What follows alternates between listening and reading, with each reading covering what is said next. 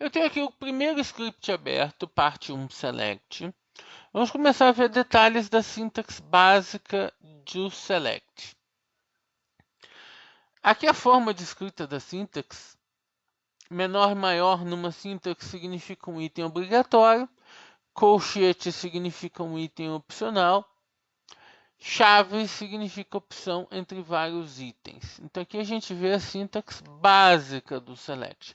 A sintaxe completa do select é bem maior que essa. Eu estou só iniciando, mostrando a sintaxe básica do uso de um select. Então aqui a gente vê a lista de campos, from, uma tabela, where, um predicado, e order by, a lista de ordenação.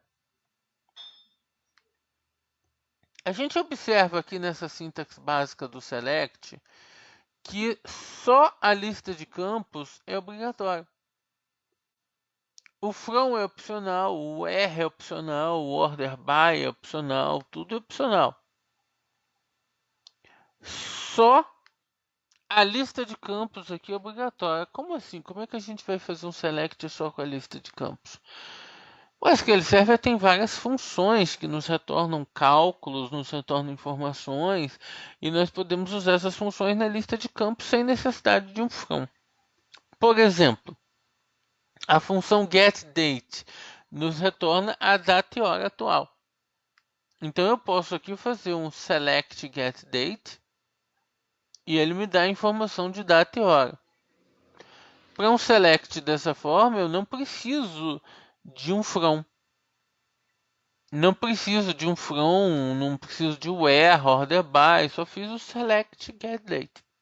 Apenas isso. Observe que quando eu fiz o select getDate, ele me retornou uma coluna, mas retornou a coluna sem nome. Se uma aplicação pegar esse resultado com uma coluna sem nome, a aplicação vai ter dificuldade de acessar essa informação. Fica complicado para a aplicação acessar uma informação que está assim colocada dessa forma numa coluna sem nome. Então é importante a gente dar nome para as colunas. Em algumas situações, o nome é opcional. Ele só é recomendável para que fique mais fácil a aplicação acessar o nome das informações. Em outras situações, como por exemplo, quando a gente usa subqueries, que a gente vai ver ainda hoje mais à frente, ou quando a gente usa views, que a gente vai ver na próxima aula, o nome se torna obrigatório. Como é que eu dou nome para uma coluna? Tem três formas de fazer, três sintaxes são totalmente válidas. Aqui está, eu tenho select getDate as data, select getDate data, ou seja, o S é opcional. Select data igual a getDate. As três formas me permitem dar nome a uma coluna. Aqui eu estou selecionando as três instruções para executar as três de uma vez só. Aí está. Vocês observam que o resultado das três instruções é exatamente o mesmo. Data, data, data. Exatamente o mesmo resultado das três instruções.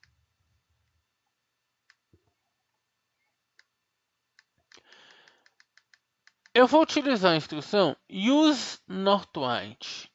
Essa instrução useNortWind altera o banco de dados que está em uso. Tanto que antes era o master, vai passar a ser o banco de dados Northwind.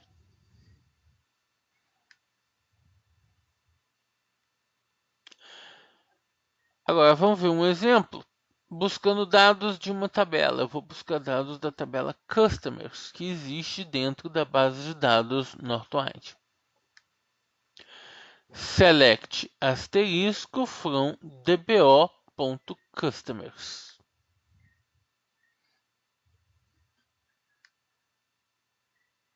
Aí está, obtive os dados da tabela Customers. Esse DBO que está aqui na frente é o esquema ao qual pertence a tabela. A tabela Customers pertence ao DBO. Durante a aula, a gente vai perceber que no banco Northwind, todas as tabelas pertencem ao DBO. Enquanto no banco Adventure Works, as tabelas pertencem a diferentes esquemas. Existem tabelas pertencentes a diferentes esquemas no banco Adventure Works. Agora, a instrução funciona mesmo que eu não inclua o esquema ao qual pertence a tabela. Deixa eu ver, mesmo que eu não coloque o esquema ao qual pertence a tabela, a instrução funciona. Porque o login com o qual eu estou conectado, o usuário com o qual eu estou conectado, ele tem uma definição de esquema default. Então ele sempre acaba procurando a tabela no esquema DBO. Só que isso pode variar de usuário para usuário. Pode haver uma diferença sobre como ele vai fazer para localizar a tabela.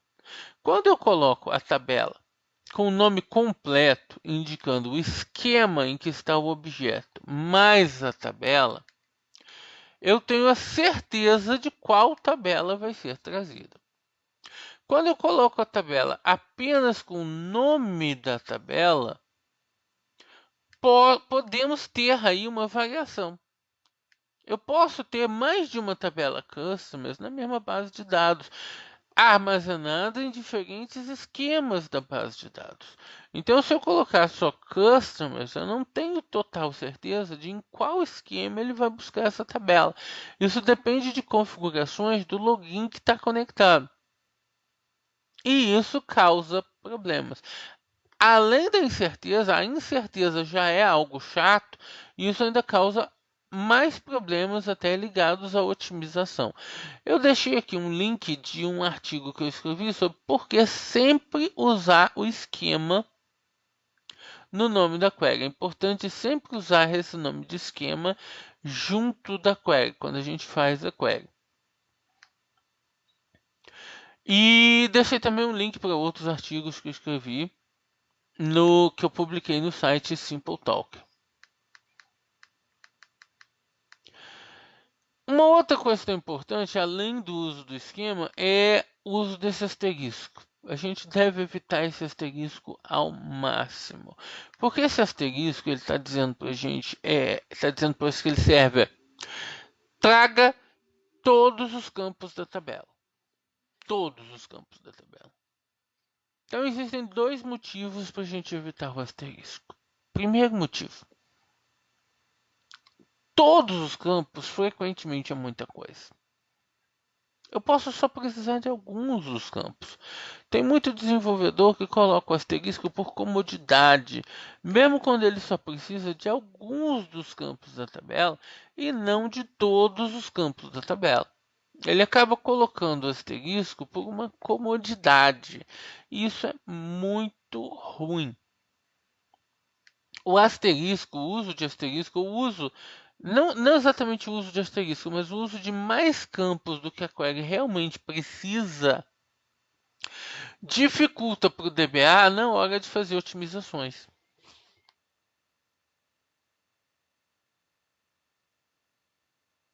O DBA fica com uma dificuldade muito grande de criar alguns índices que ele poderia criar para otimizar o acesso a essa tabela. Então, nós devemos sempre trazer os campos exatos que são necessários para a query. Se a gente trouxer mais campos do que a query precisa, nós vamos estar dificultando as otimizações que vão poder ser feitas sobre essa query. Daí, o primeiro motivo para evitar o asterisco. O segundo motivo para evitar o asterisco é que a query se torna volátil. Imagina que eu utilize uma select asterisco desse dentro de uma aplicação. Que eu uso esse recurso internamente em uma aplicação. O que vai acontecer? Se eu mudar a estrutura da tabela, se a estrutura da tabela Customers vier a ser modificada, a minha query começa a trazer um resultado diferente. Isso não é bom. A query fica volátil, a query fica dependendo de mudanças ao banco, sujeita a mudanças ao banco, eu quero dizer. E isso não é bom. É preferível que a query fique mais estática.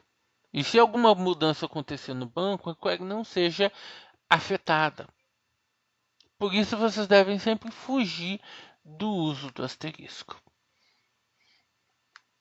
Aqui a gente vê um exemplo, utilizando os nomes dos campos. E novamente a gente vê o uso do DBO Customers. E a gente vê o uso do Customers. O que eu acabei de comentar aqui, a boa prática é que você use sempre o nome do esquema dbo.customers. Primeiro, porque você tem uma certeza de qual tabela vai ser buscada. Pode haver mais de uma tabela customers na base de dados. Ah, mas eu sei que não tem mais de uma tabela customers. Para que eu preciso escrever dbo.customers? Vamos fazer uma análise então um pouquinho mais avançada. Sempre que a gente executa uma query, o SQL Server monta o que é chamado de plano de execução dessa query. Por exemplo, aqui. Eu usei esse botão aqui em cima, Display Estimated Execution Plan, para ver o plano de execução da query desse select. O plano de execução é montado a primeira vez que a query chega no servidor. Depois que a query já chegou ao servidor, esse plano de execução ele é compilado e mantido em cache. Assim, se essa query for executada no servidor mais vezes, o cache do plano de execução ele vai ser reutilizado. Vai se utilizar novamente e novamente o cache do plano de execução, sem a necessidade de compilar de novo, assim otimizando a execução da query, o que é bom. Só que, se ao invés de eu usar o nome completo da tabela dbo.customers, eu usar apenas o nome da tabela customers, o SQL Server tem dificuldade de reutilizar esse plano de execução. Ele vai ter mais dificuldade de reutilizar. Por quê? Porque esse nome customers ele vai depender das configurações do login para definir se ele vai, qual tabela customers que ele vai acessar. Ele depende de como está configurado o login. Dessa forma, o plano de execução que ele compila para essa query de baixo, sem o nome completo, ele precisa vincular o usuário. Então, se o Zezinho manda essa query para o servidor, ele vai compilar a query, vai guardar vinculada ao Zezinho. Se o Pedrinho manda essa query para o servidor, ele vai compilar e guardar o plano de execução vinculado ao Pedrinho. Cada usuário que mandar essa query para o servidor, ele vai ter que compilar de novo. A query fica ligada ao usuário. Eu vou demonstrar isso com uma query um pouquinho mais complexa, que é essa aqui de baixo. Ela está buscando dados em tabelas de sistema. Não vou entrar muito em detalhes de sintaxe, a gente vai durante o dia estudar as características de sintaxe que essa query possui. Mas a gente está buscando dados em tabelas de sistema.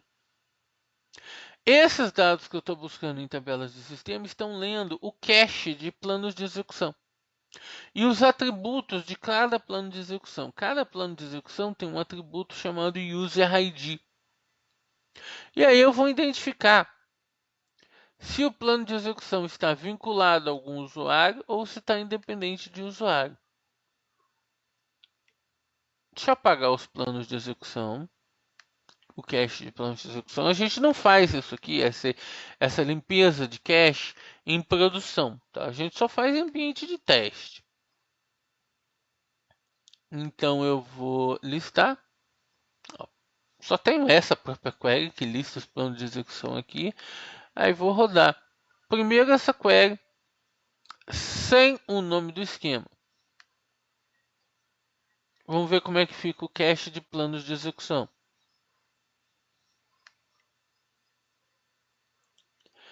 Aí eu vejo que essa query sem o nome do esquema, ela tem um atributo UserID com valor 1. Ou seja, ela está presa a um ID, um usuário específico. Ao usuário 1, que é o usuário com o qual eu estou conectado, que é o DBO. Ela está presa a esse usuário específico. Isso não é bom. Agora, se eu executar essa query de cima, que usa o nome do esquema, o DBO, e pedir para ele listar o cache de planos de execução,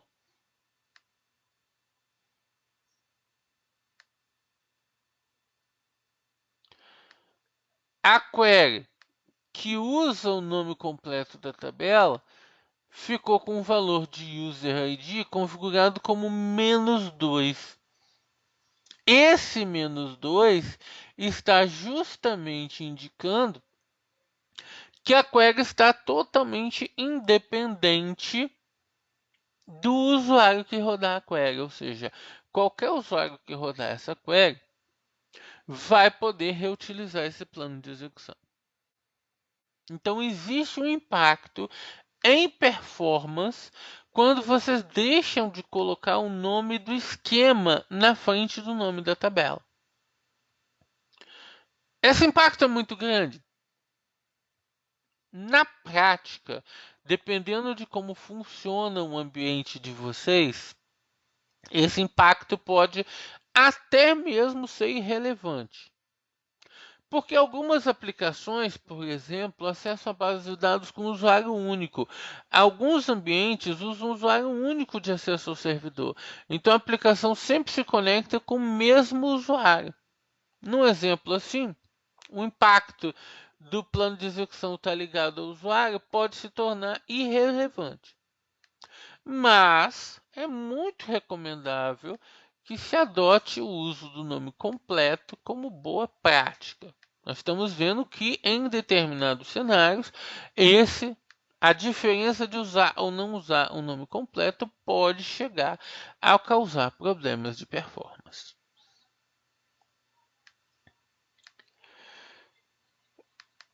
Destacar um pouquinho nesse momento que alguns desses assuntos são vistos de forma mais aprofundada ainda no treinamento de performance tuning e de administração. Aqui eu estou apenas embasando algumas opções de sintaxe, como por exemplo, embasando a boa prática de vocês sempre usarem o nome completo ao fazer uma query. Eu sempre usarem esse nome completo com esquema ponto tabela ao fazer uma query. Mas detalhes sobre planos de execução, cache de plano de execução vão ser vistos melhor no treinamento de performance tuning. Detalhes sobre organização de esquemas vão ser vistos melhor no treinamento de administração.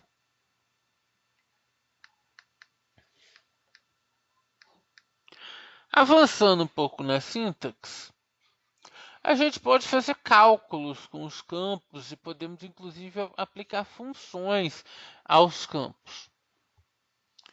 Como nesse exemplo aqui. Nesse exemplo eu estou aplicando uma função, a função up ao campo country. A função up, ela converte o conteúdo de um campo string para maiúscula. Então o country vai vir todo como maiúscula. Aqui está. O country está todo como maiúscula. Argentina. Está todo como maiúscula. Sempre que eu faço uma aplicação de uma função, um cálculo qualquer, quer seja uma função ou não seja uma função, em uma coluna, a coluna perde o seu nome. Repara, no column name. A coluna perdeu o nome original que ela tinha, que era country. porque ela passou a ser uma coluna calculada. A partir daí, nós somos obrigados a especificar o nome da coluna, país. Então, sou obrigado a fazer a especificação do nome da coluna país. Só aproveitando, eu estou observando aqui que esse país aqui está todo como a Argentina. Eu vou restaurar um backup original aqui do Northwind. Restore database.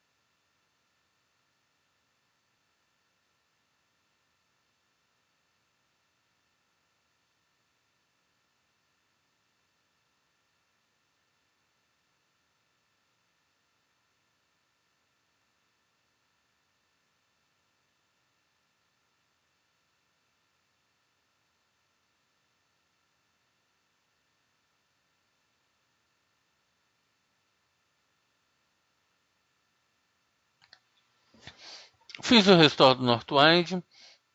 Então, se eu selecionar de novo, agora eu vejo os dados originais como eles são.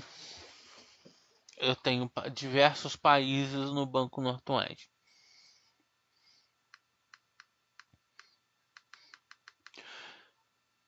Vejamos agora a sintaxe do order by, a cláusula order by aplicada no select. A cláusula order by é muito versátil.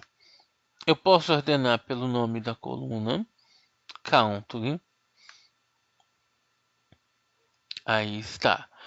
Eu posso ordenar pela posição da coluna.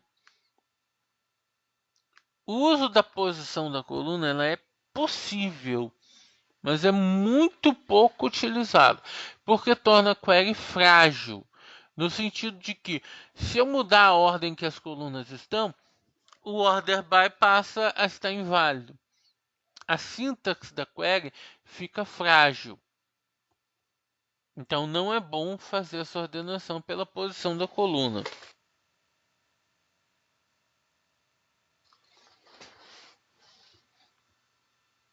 E aqui, eu vejo que eu posso ordenar pelo apelido da coluna. Isso é um detalhe muito importante. O order by é a única parte de um select que permite que eu use no mesmo select o apelido da coluna. Nenhuma outra parte de um select permite que eu use o apelido da coluna no select. E nós vamos passar por isso, vamos ver outros exemplos em que a gente não vai conseguir usar o apelido da coluna em outras partes do select. Apenas o order by permite que eu use o apelido da coluna no select. Então vou rodar essa instrução, aí está. Então eu posso fazer a ordenação pelo apelido da coluna. Tem uma pequena potencial diferença. Veja bem, quando eu faço a ordenação por country, eu estou ordenando pelo valor original do campo. Quando eu faço a ordenação pelo apelido da coluna, eu estou ordenando pelo resultado do cálculo que essa coluna tem. Que por acaso é a mesma coisa, tem só uma diferença aqui de maiúscula e minúscula. Então, neste exemplo, não fez diferença alguma, mas em alguns exemplos isso poderia ter diferença. Poderia ter um significado mais amplo, uma diferença maior.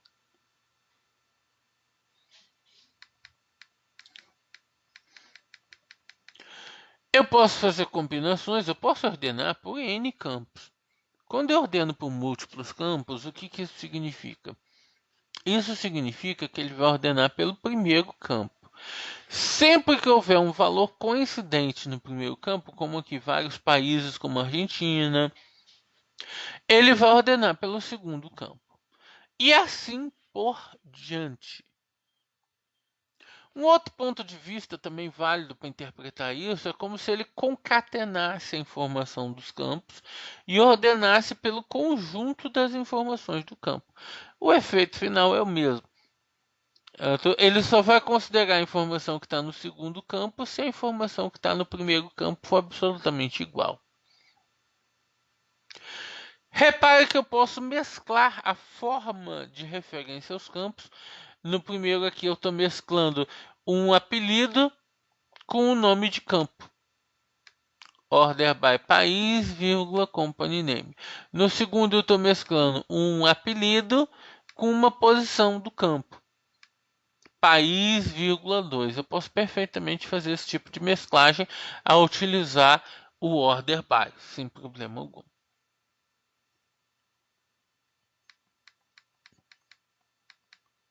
Vamos agora falar um pouquinho sobre o where e a montagem de predicados. O predicado é basicamente a filtragem que a gente vai fazer sobre a tabela. Nós vamos fazer a filtragem sobre a tabela, nós vamos montar predicados. Há uma característica muito importante que a gente deve seguir na montagem dos predicados. Existe o conceito dos predicados serem ou não serem o que é chamado de SARG. SARG é um acrônimo para Search Argument, o argumento de busca. Mas como assim? Todo predicado que a gente montar, a gente não vai estar usando como argumento de busca? O que significa, afinal de contas, o predicado ser ou não ser um SARG? Ocorre que nem todo predicado permite que o SQL Server faça uso de índices para busca. O uso de índices na busca é muito importante para performance. Só que alguns predicados, a montagem de alguns predicados simplesmente impede isso. Simplesmente vai tornar inviável que o SQL Server use índice para fazer uma busca. Observe que eu não estou nem levando em consideração se o índice existe ou não existe. Não importa. Alguns predicados, conforme eles são escritos, eles impedem totalmente que o SQL Server use índice na busca. Então, o nosso objetivo é sempre escrever predicados que sejam SARG, ou seja, que permitam ao SQL Server usar índice nas buscas que ele realiza. Por exemplo, eu tenho aqui um select, customer ID, company name, contact name, country, from customers, where customer ID igual a LFKI. Eu estou fazendo um predicado para buscar por um cliente específico. Parece muito simples, mas vamos examinar o plano de execução. Estou olhando o Estimated Execution Plan. Aqui está.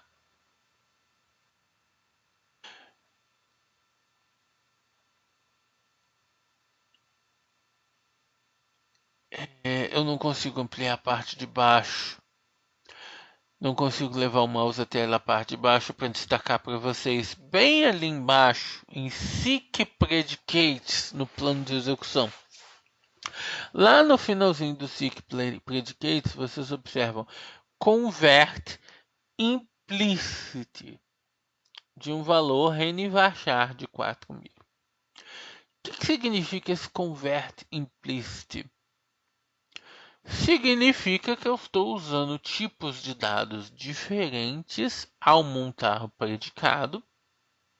Observa que está na parte de predicado e que o SQL Server decidiu fazer uma conversão implícita na hora de fazer a query.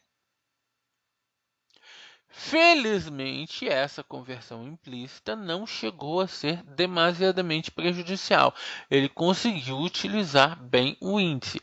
Algumas conversões implícitas são prejudiciais, outras não. Eu vou até deixar anotado aqui no script. Depois eu vou mandar esses scripts com as alterações que eu fizer durante o dia. Eu vou deixar anotado aqui no script. Conversão implícita extremamente prejudicial. Uma que é extremamente prejudicial é quando eu tenho campo varchar e dados n varchar. Conversão de n varchar para varchar para fazer a comparação. Essa conversão, se acontecer, vai impedir que a query faça uso de índices.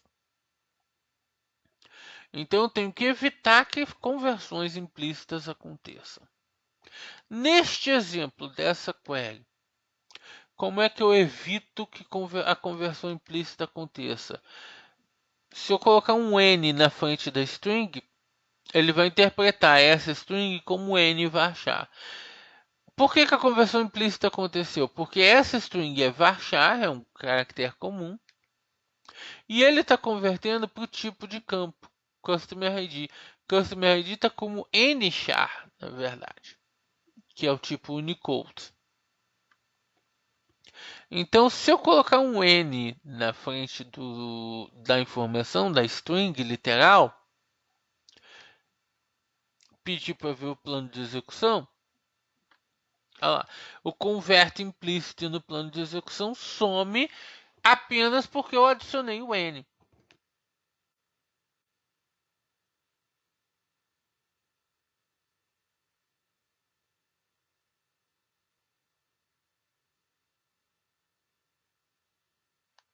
Ou seja, era totalmente desnecessário aquele converte implícito ali. Ele não precisava estar ali.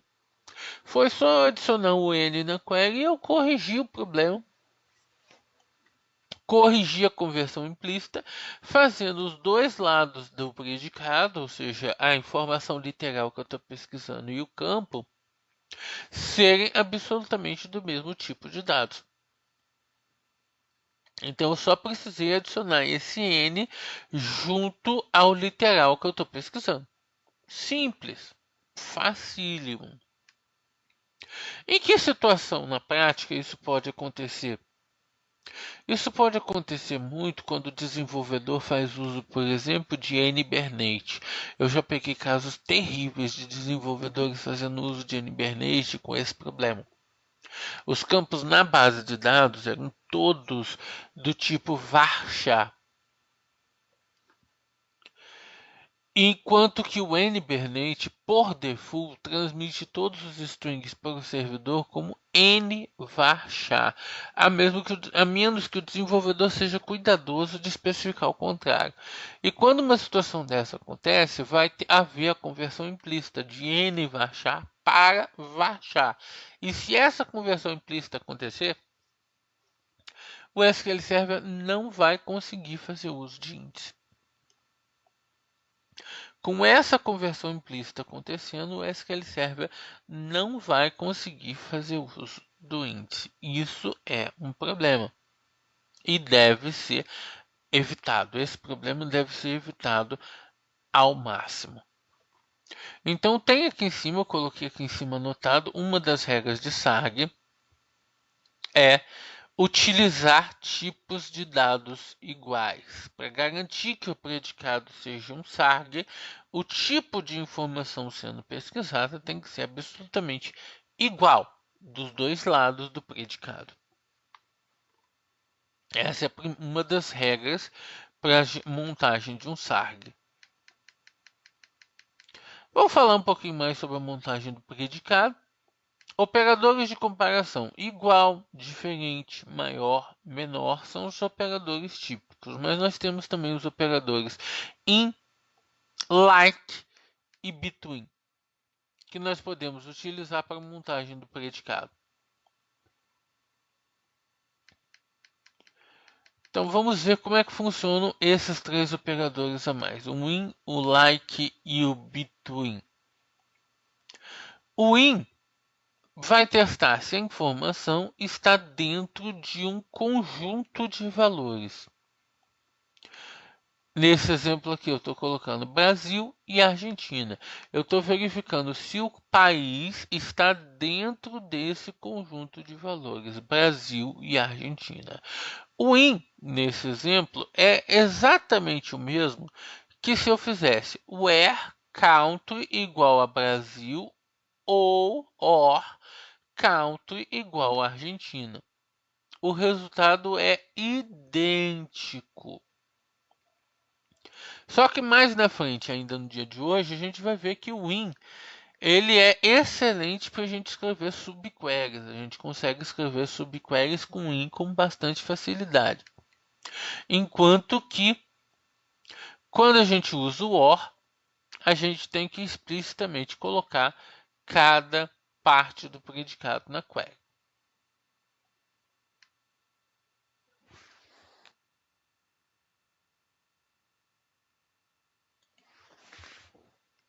O like ele é utilizado para pesquisas de strings. Por exemplo, com where company name like a percentual.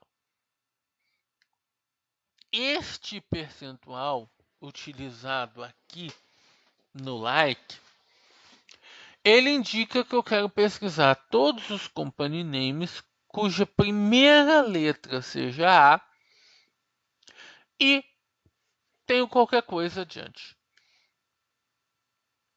Então aqui eu posso fazer a pesquisa, aí está. Então ele trouxe todos os registros cuja primeira letra do company name começa como A.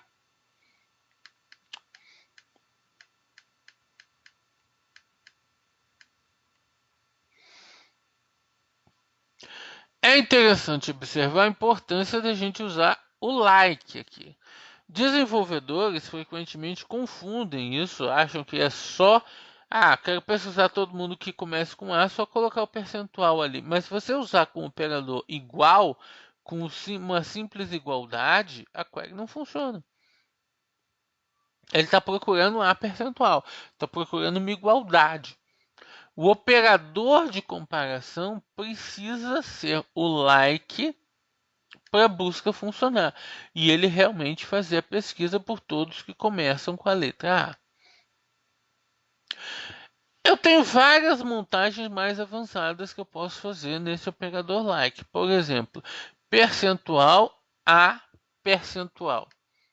Nesse caso, eu estou procurando todos os registros cujo company name possua a letra A no nome, independente da posição da letra A, ou seja, antes da letra A pode ter qualquer coisa, então pode ter a letra A, e depois da letra A também pode ter qualquer coisa. Então eu estou procurando todos os registros que tenham a letra A no company name. Ele encontrou aqui 75 registros, mas isso tem um problema, isso vem com um custo. Ocorre que isto aqui não é um SARG. Um predicado dessa forma impede que eu faça uso de índices. Se eu monto um predicado assim, eu não consigo fazer uso de índices. Então, temos aí mais uma das regras de montagem de SARG. Não pesquisar informações no meio do conteúdo de um campo string. Se eu tentar vasculhar o meio de um conteúdo de um campo string, o predicado deixa de ser um SARG. Eu posso fazer montagens mais avançadas com like, mas todas essas montagens vão deixar de ser um SARG e impedir o uso de índice. Por exemplo, underscore n percentual. O underscore no like representa um único caractere. O percentual representa qualquer quantidade de caracteres. O underscore representa um único caractere.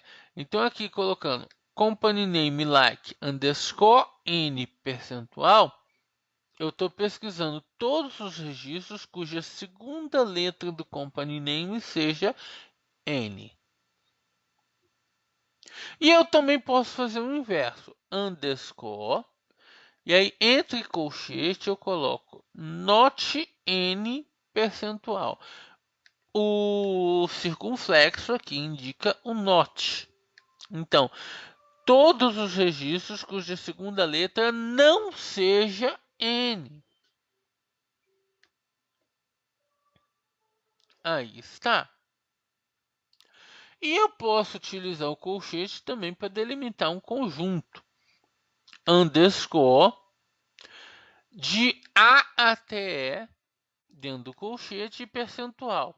O que eu estou pedindo aqui? Que a segunda letra esteja entre a letra A e a letra E. Seja de A até E. Aí está. Então, todos os registros cuja segunda letra está em meio a esse conjunto que eu especifiquei no colchete foram trazidos. Então, a gente observa formas avançadas de fazer o uso do like. Porém, essas formas mais avançadas de fazer o uso do like fazem com que a query deixe de ser um SARG.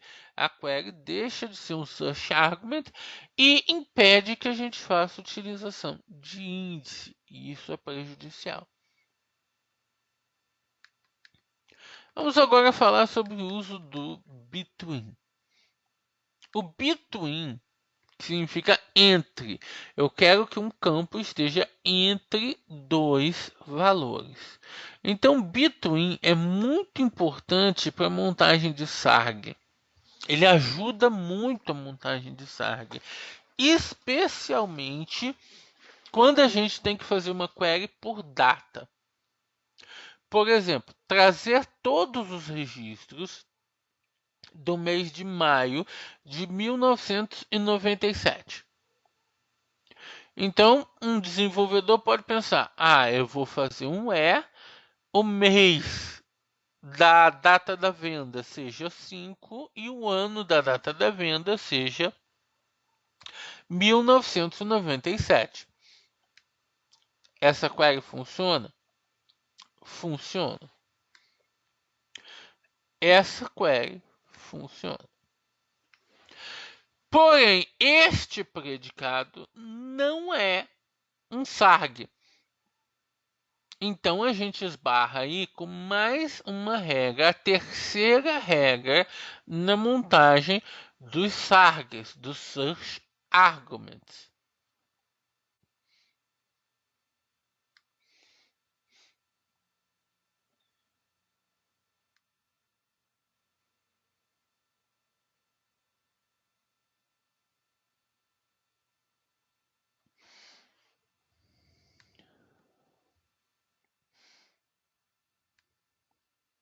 A terceira regra nos SARGs, nos Search Arguments,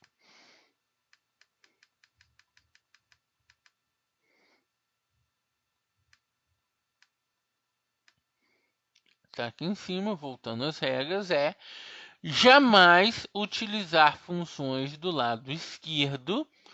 Só que aí eu coloquei uma observação muito importante, o lado do campo do predicado. Jamais usar funções.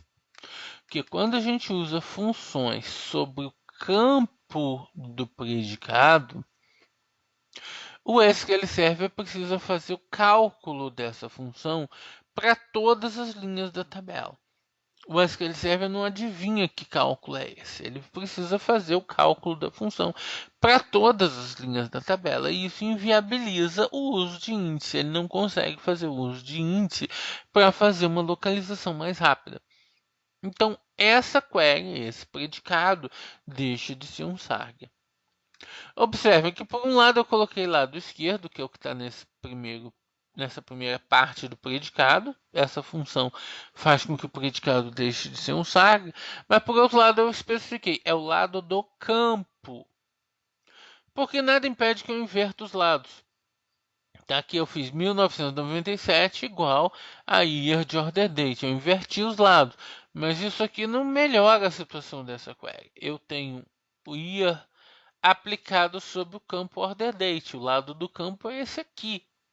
Eu não posso ter uma função aplicada no lado do campo do predicado.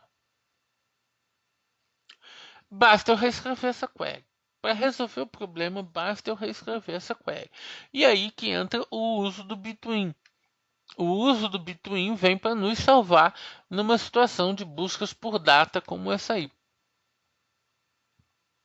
Então eu tenho aqui um filtro por order date between 1º de maio de 1997 e 31 de maio de 1997.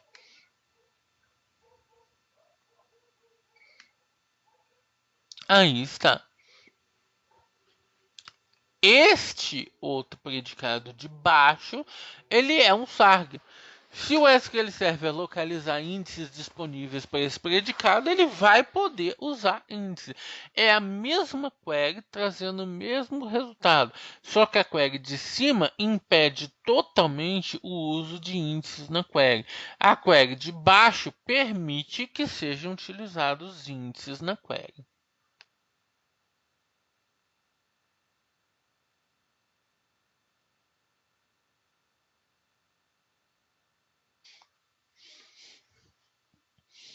É muito importante também a gente observar os tipos de campo. Aula que vem a gente vai falar em mais detalhes sobre o tipo de campo. Mas aqui, já que estamos falando sobre sarg com datas, isso tem uma importância muito grande. Antes do SQL Server 2008, até o SQL Server 2005, nós tínhamos apenas os tipos Small Datetime e Datetime. Esses tipos sempre vêm acompanhados da hora da informação. Isso é um problema. Porque sempre que eu gravo a data, eu vou estar gravando a hora junto. Se eu gravar muitas horas diferentes, eu vou ter um problema na hora de fazer a pesquisa. Felizmente, vocês podem observar aqui no resultado, no banco Northwind, todas as horas estão gravadas de forma zerada. Essa é uma boa forma de gravar nesse tipo de campo. Sempre zerar a hora. Então, todas estão gravadas de forma zerada. Porque se a hora não estivesse zerada, aqui, por exemplo, eu já poderia estar perdendo conteúdo. Quando eu não especifico a hora de uma data, ele automaticamente interpreta que é 0 horas. 0 horas do dia 1/5 até 0 horas do dia 31/5. E se alguma coisa aconteceu depois das 0 horas do dia 31/5, eu já estaria perdendo conteúdo nesse between se eu estiver pesquisando sobre um campo que é data e hora. A partir do SQL Server 2008, surgiu o tipo date e o tipo time em separado. Então eu posso ter a data guardada num campo e a hora guardada em outro. Isso é altamente recomendável para modelagem das aplicações, para modelagem das tabelas. Separar a informação de data e hora, deixar a data em um campo e a hora em outro. Porque muitas vezes vocês vão querer pesquisar por data. Então, se o campo que contém a data tiver data e hora misturado, fica muito mais difícil vocês montarem um sarg adequado. Vocês vão acabar usando funções para facilitar a montagem e a query vai deixar de ser um sarg. Então é altamente recomendável na modelagem que vocês usem os novos tipos date e time que surgiram a partir do SQL Server 2008 e evitem os tipos de dados que misturam data e hora no mesmo campo, porque fica difícil utilizar as informações misturadas com data e hora no mesmo campo. Então, melhor é utilizar o tipo date. date separado, time separado. Quando não for possível, como numa situação dessa em que o campo já está criado, a tabela já está criada do tipo date time.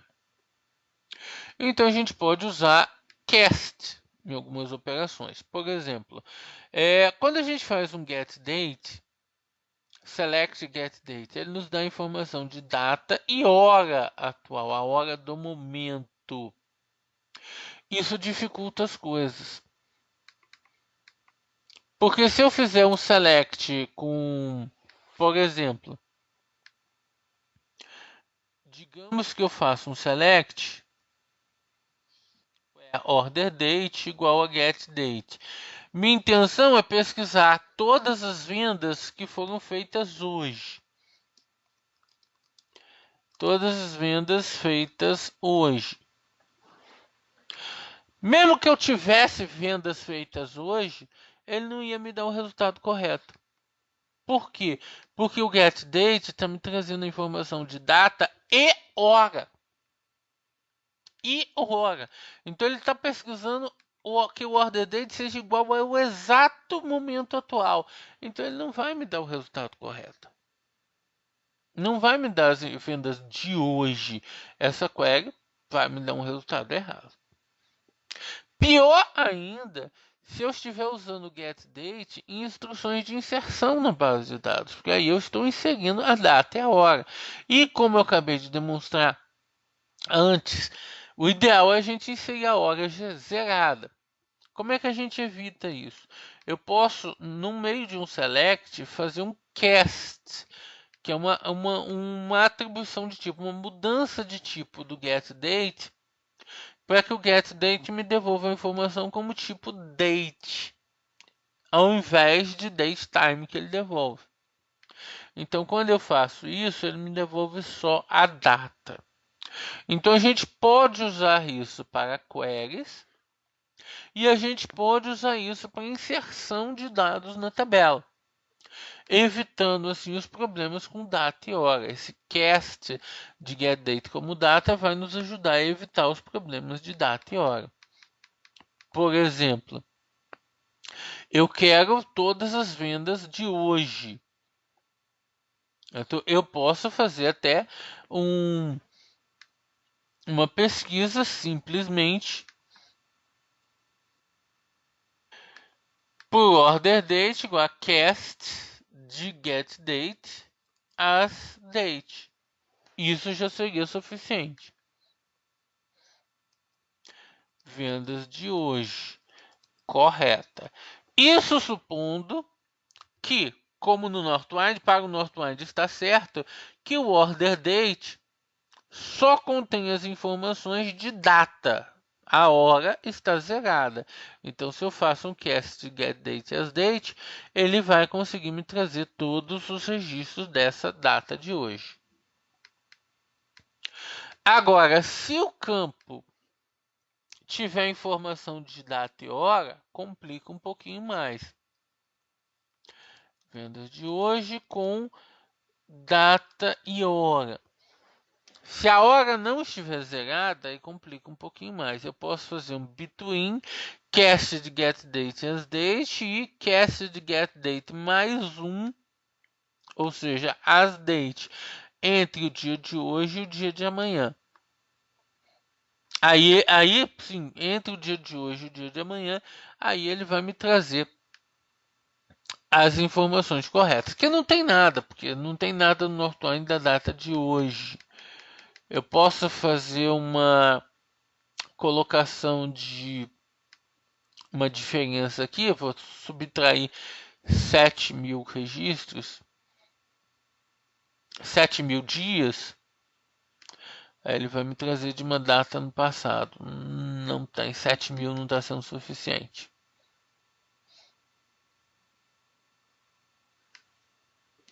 É só essa margem de subtração aqui.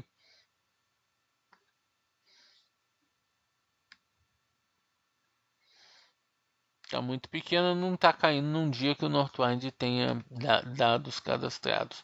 Só teria que achar o valor exato aqui. Os registros do Northwind estão cadastrados em datas bem do passado.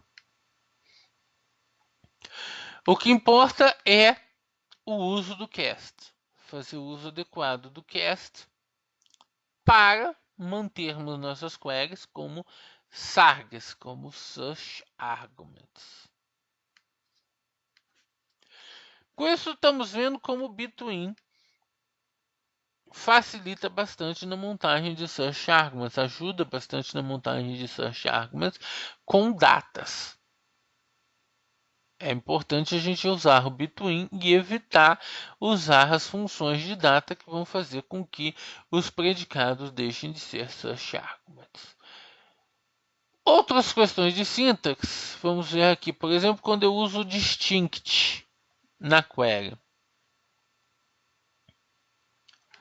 Neste exemplo, select country from customers. Eu estou pedindo para listar os países da tabela customers. Então, eu estou listando vários países da tabela customers, só eu tenho duplicação. México, Alemanha, eu tenho muitas duplicações. Tem. São todos os clientes, 91 clientes. Ah, mas eu quero só os países em que eu tenho cliente. Eu não quero trazer o nome dos países duplicados.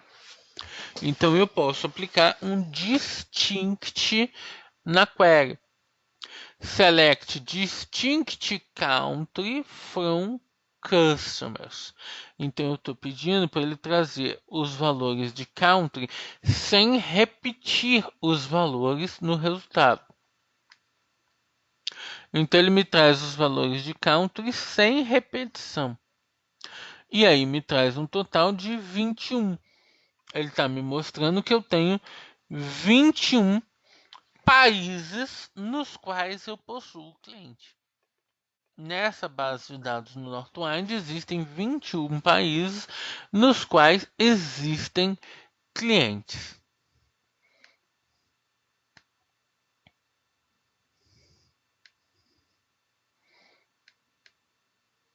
O distinct ele leva em consideração sempre os campos que tiverem sido inseridos na lista de campos. Nesse exemplo, eu tenho só o country na lista de campos. Ele levou em consideração só o country. O distinct vai levar em consideração sempre os campos que houverem sido inseridos na lista de campos. Vamos ver um exemplo agora com o uso do case. Vou fazer uso do AdventureWorks.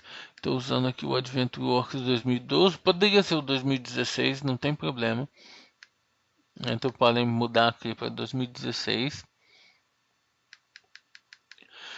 E aqui eu vou fazer um select na tabela Transaction History do esquema Production. Aí lembrando que eu comentei, no Northwind todas as tabelas estão no esquema DBO. No AdventureWorks as tabelas estão em diferentes esquemas, cada tabela tem um seu esquema. Então eu tenho aqui Transaction ID, Product ID, Transaction Date, eu tenho Transaction Type. O Transaction Type é uma letra só, mas é uma especificação de domínio, ou seja, cada letra tem um significado. Eu posso traduzir esse significado usando uma instrução case na query. Case Transaction Type. When W, then Purchase Order. When S, then Sales Order. When P, then Work Order. Então eu estou traduzindo aqui o significado do Transaction Type. Fazendo uma tradução do Transaction Type. Vamos ver como é que fica o resultado. Aí está. Então eu trouxe um Transaction Type traduzido. Observem que aqui, usando um case dessa forma, eu estou no limiar do que deve ser feito a nível de banco de dados ou do que deve ser considerado tarefa da aplicação e não tarefa do banco de dados. Eu estou no limiar da separação dessas responsabilidades. Por quê? Porque esse case é como uma instrução de formatação. Eu estou formatando a informação. E formatação passa a ser responsabilidade da aplicação e não do servidor de banco. É a aplicação que é responsável pela formatação de uma informação. Por exemplo, formato monetário num valor numérico, formato de data que a aplicação quer utilizar para visualização, tudo isso tem que ser responsabilidade da aplicação e não do servidor de banco. Se vocês colocarem isso muito no servidor de banco, formato monetário, por exemplo, vocês pegam uma informação que é numérica e que possibilita cálculos e acabam transformando a informação numa simples string, devolve string para a aplicação. E a aplicação não consegue fazer cálculo com a informação. Isso que não deve acontecer. A formatação se torna responsabilidade da aplicação. Isso não significa que vocês nunca precisem formatar. Por quê? Nesse caso eu estava falando de aplicação. Mas e se vocês estiverem usando uma ferramenta de relatórios diretamente? Montando um select que vai ser usado diretamente no relatório como um relatório do Reporting Service. Aí vocês vão precisar formatar a saída. Ou seja, para uma aplicação, a gente devolve os dados mais crus. Mas se a gente estiver fazendo uma query para obter diretamente o resultado, como numa ferramenta de relatórios ou numa ferramenta de visualização de dados, aí a gente vai querer formatar já a saída do resultado desde a base de dados.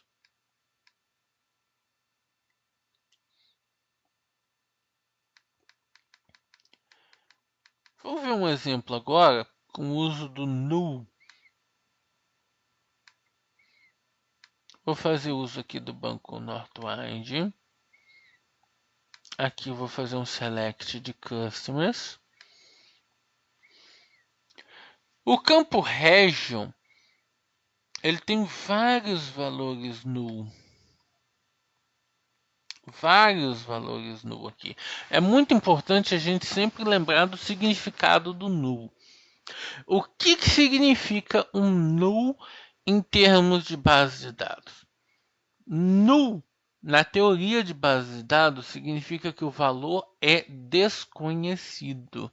Não significa que o valor não existe.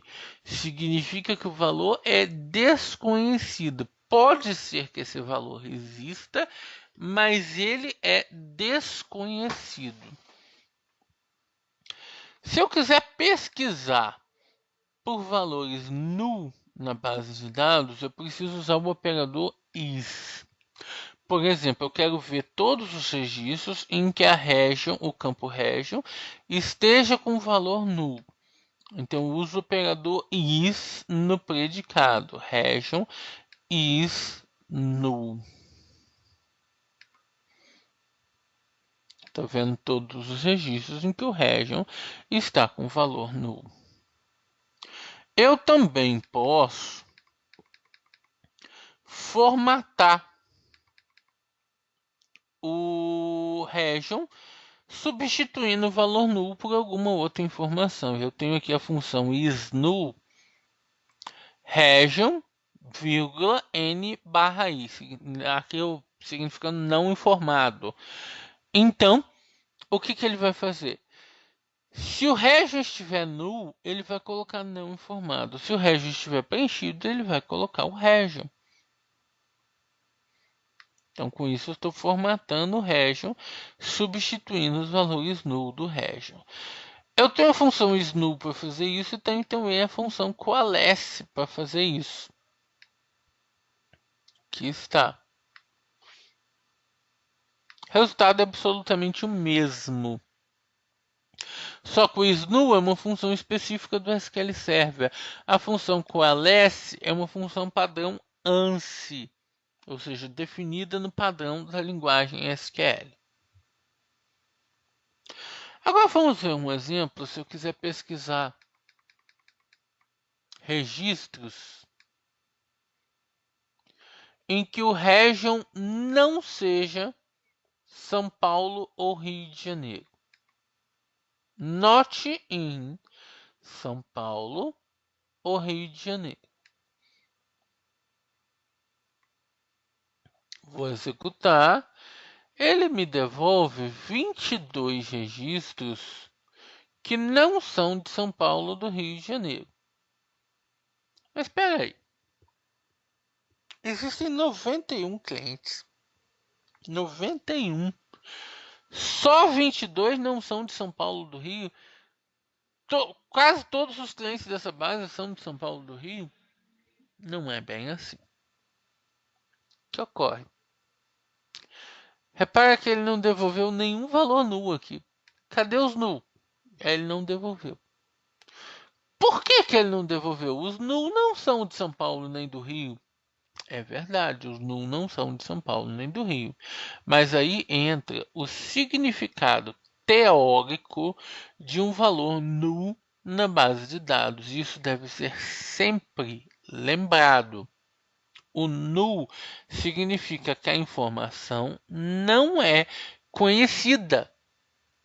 O SQL Server não sabe o que tem no valor de region daqueles registros.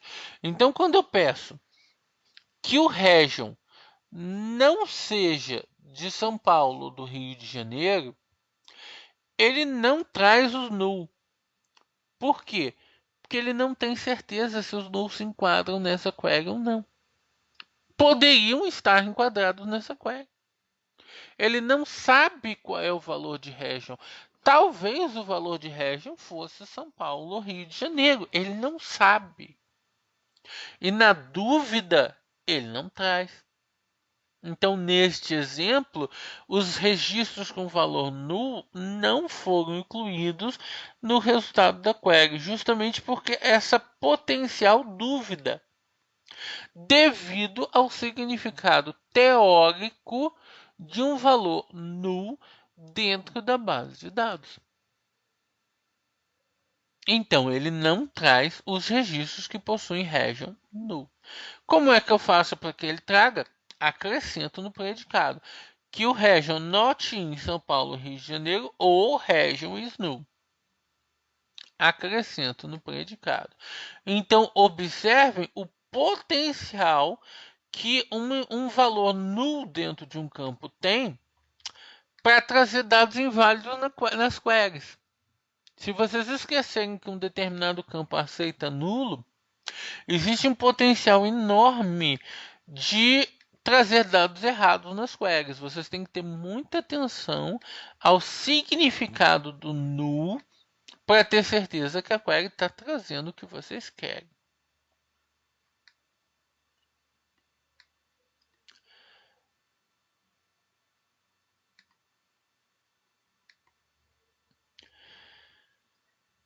Alguma dúvida até o momento? Perguntas?